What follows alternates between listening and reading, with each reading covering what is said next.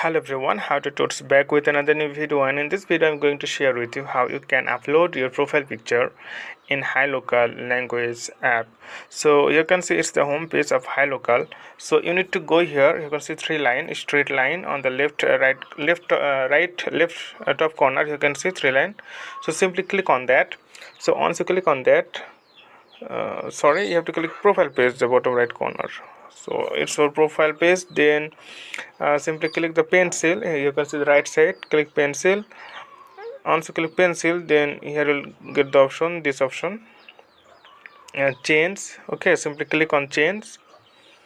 So once you click on change, then you can see here four option. The first option, once you click first option, then you will see your memory file, and if you click take a picture with your camera, then it's live. You can take a selfie or you can take other things, and after that you can set it. So okay friend, I hope this video was helpful for you. So today's no man, thank you for watching.